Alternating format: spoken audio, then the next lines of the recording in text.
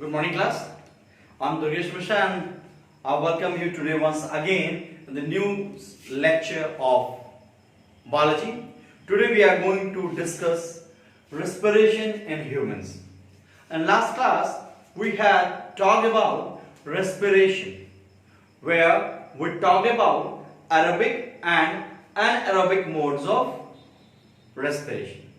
Today we are going to talk about the respiration system in humans. So humans follow an aerobic system of respiration. That is aerobic respiratory system. This means that the humans respire in presence of oxygen. Once again, I'll tell you the definition of respiration, which is release of energy from the food which we have eaten, is called respiration.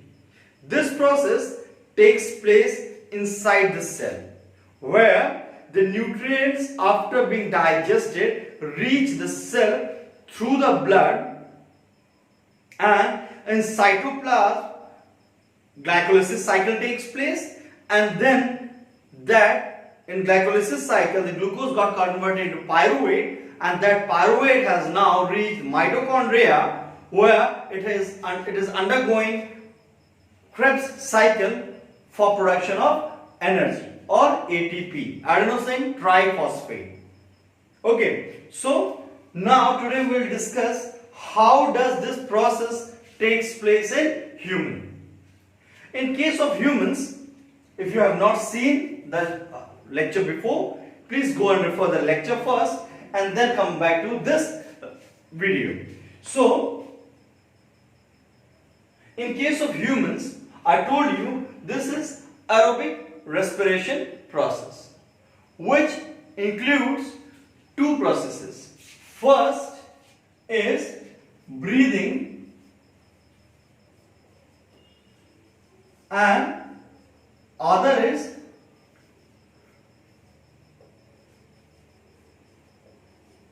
respiration.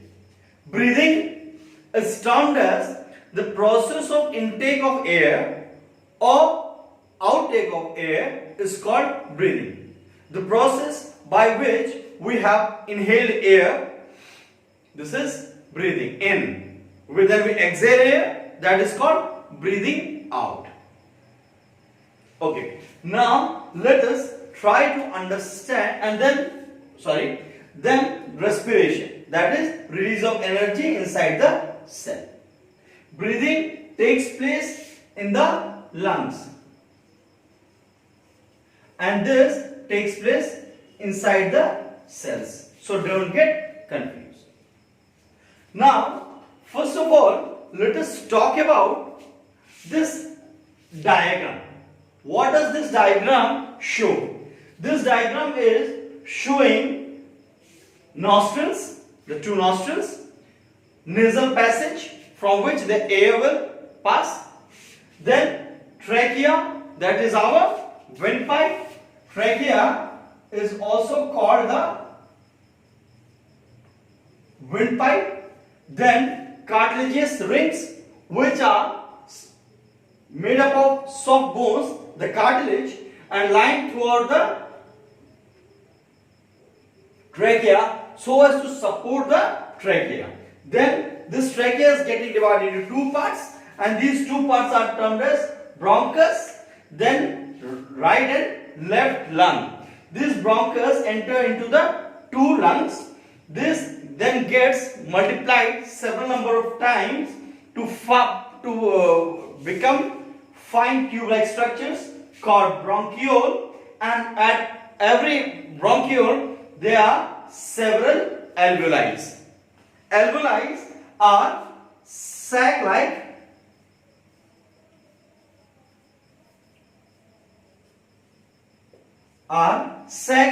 structures which help to store air. Though we say we are inhaling air that's going inside the lungs, but it's not the fact. Though it's going inside the lung, but the actual site where it's going to be stored is the alveoli. inside the lung there are millions of alveoli where this is going to be stored. The air is going to be stored. I am calling it again and again air because whatever we are inhaling is a mixture of gases. Nitrogen, carbon dioxide, oxygen, of course, in a high concentration. But since this is a mixture of gases, I am calling it air. Okay. So now once again, see the diagram. Nasal cavity. This nasal cavity elongates into the nasal passage which passes above the upper palate. Upper jaws, above the upper palate of the upper jaw, there is a nasal passage through which the air will now move into the trachea, which is located in front of the esophagus. That is the food pipe. Then it moves down, then it branches into bronchus. The bronchus enters into the lung system. This bronchus, after entering into the lung system, gets divided several number of times and reaches, and there it's called the bronchiole, and at every bronchiole there is a large number of alveoli, and in these alveoli there lies the storage of air, which is going to be transported to the different parts of the body, or we say which is going to be transported at different locations of the cell. Okay, now let us talk about two processes, that is the breathing and the first we'll talk about breathing, then we'll talk about the process of exchange of gases. First we need to understand how this breathing process is taking place. We are continuously taking in air and exhaling out carbon dioxide. Okay, how does this process work? We need to understand this. So first, let's mark a topic, that is breathing.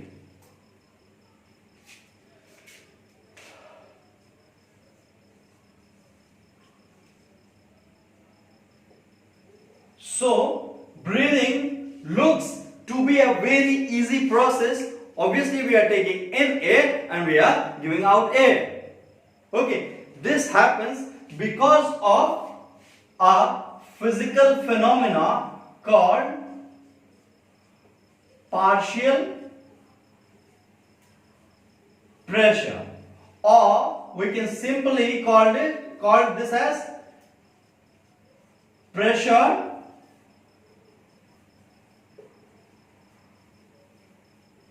difference. So try to understand this, dear students, that breathing is taking place because of partial pressure, or which we call as pressure difference. How? See, when we were born, at that time, till the time when we were in mother's womb, we were respiring or having gases exchanged through placenta. You all know that. Then, when we came out into the physical world, we were actually not respiring, we were not breathing. So at that time of point, the doctor hits on our back or rubs our back so as to induce a pain. This induction of pain induces a cry, for which we forcefully are going to inhale air, because you cannot cry or produce sound unless you are taking in air. So that all processes are done so as to create a partial pressure, either hitting or rubbing the back or by blowing air into the mouth. What happens once the lung system gets inflated, means either by blowing or hitting your back, at that time you forcefully took in the air. So what happened is, at that point of view, at point of time, when you took in a lot of air inside your lungs, at that time what happened is, lungs got filled up with air. Now this is a fixed area. Lungs is a fixed area, though it can expand to some extent or can relax up to some extent only. So this has a fixed area. So when this air got in, the pressure inside the lung increased as compared to the pressure outside the lung system. That is, one is this system and the other is this system, the atmosphere. So when you breathe in, the pressure inside the lungs increase as compared to pressure outside the lungs, that is the atmosphere. This is one system and this is the other system. So suppose this is system 1 and this is system 2. Okay, so in system 1, that is the lungs, the air pressure has increased as compared to system 2, that is the atmosphere. Now to balance this pressure, the air will now move out, that is exhale. And as soon the air moves out, the pressure inside the lung has now decreased as compared to atmosphere. So now to balance the pressure, the air moves inside the lungs and this process continues, and hence we all are able to breathe in and breathe out continuously without failing throughout our life, because this is working on a physical phenomena of partial pressure or pressure difference. The pressure difference continuously keeps on changing. Once it's higher inside the lungs and after exhaling it's higher outside the lungs. So to balance that pressure, the air keeps on moving in or out, and hence we breathe in or we breathe out. So this was one thing. Now what happened now? We have understood the process of breathing. After we understand the process of breathing, now we need to understand what happened to the air which has reached inside the body. After the air has reached inside the system, what happened to that air? So I told you that air has entered through the nostrils. It has entered through the nostrils, crossed the trachea, bronchus, and entered into the alveoli. Now, after reaching the alveoli, let us make one more column over here and try to understand one more topic, which is termed as exchange, exchange of gases. How does this gas or the air which has moved inside the system going to transport to other parts? So let us draw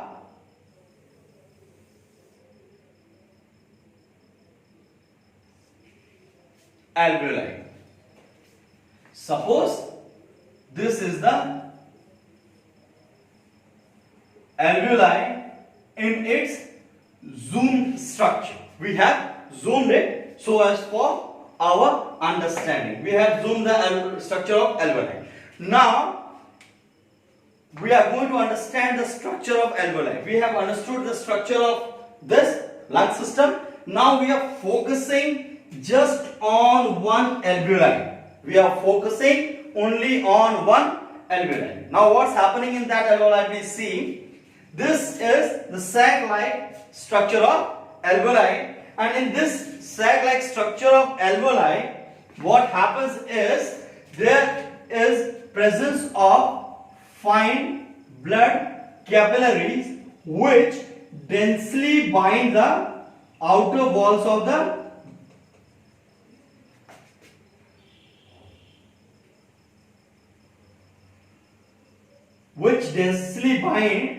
around the alveoli, like this. What happened is there is presence of dense capillary system around the alveoli. This dense system of blood capillaries is carrying blood. And now when we breathe in, when we were breathing in, what happened is a large amount of air entered into the alveoli. This air entered into the alveoli, and in this air there was high concentration of oxygen. The concentration of oxygen was high. Okay, I will modify the diagram for a better understanding. Suppose I am modifying the diagram of blood capillary system. Though suppose this is the blood capillary which is passing through the wall of the alveoli. I have made a zoomed structure of the alveoli and a zoomed structure of the blood capillary.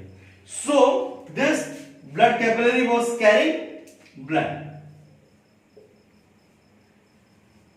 This was carrying blood. So step 1, case 1, the concentration of oxygen was high inside the alveoli. When the blood was passing through this place, the concentration of oxygen was less. So the oxygen started to diffuse into the blood. The oxygen started to diffuse into the blood because this was at higher concentration, this was at lower concentration. So the gas has started to move from higher concentration to the lower concentration, and by this process is called diffusion. Then this blood, what it did, it reached out to the cells. Where what happened to this gases? This gas, oxygen reached into the cell. I told you in the last lecture, you have to see that it went into the cell. The glucose which was being carried in this only along with oxygen reached the cell. It got converted into energy and carbon dioxide. This cell produced carbon dioxide which was passed into the blood, and when this blood reached again, there was high concentration of carbon dioxide at this point. The concentration of oxygen was high at the point inside the alveoli, while the concentration of carbon dioxide was high inside the blood. So the oxygen started to diffuse from higher concentration to the lower concentration, and similarly carbon dioxide also started to move from higher concentration to the lower concentration. This means the oxygen has diffused into the blood and carbon dioxide has diffused into the alveoli, and then it got released during the process of exhalation of air so as to maintain the partial pressure. And since this process is continuous, that's why there is a continuous exchange of carbon dioxide from blood to the alveoli and oxygen from alveoli to the blood. This is studied under exchange of gases. So now what we know is that humans go under aerobic respiration and this aerobic respiration in case of humans takes place under two broad headings: breathing and respiration. While breathing, we were following the process of partial pressure, because of which the intake or outtake of the air was continuously taking place. When we took in air, that is breathed in, the alveoli got filled up with the air which had high concentration of oxygen. This high concentration alveoli was densely lined by blood capillaries. I have made a zoomed structure of blood capillary. Now this oxygen started to diffuse into the blood and carbon dioxide started to diffuse into the alveoli, and then during breathing in, oxygen is coming inside the alveoli, and during breathing out, carbon dioxide was given out. And please, nobody will confuse on diffusion and osmosis. If you see presence of a membrane over here, though there is presence of a membrane, but this process is diffusion, because diffusion takes place in gases, but osmosis does not take place in gases. And here we are talking only about gases. Osmosis takes place in liquids. Okay, so there is no exchange of liquid in this case. That's why this process will be termed as diffusion. This was all for today. Hope to see you in the next lecture. And in the next lecture, we'll talk about human excretory system. That is our kidneys. Thank you.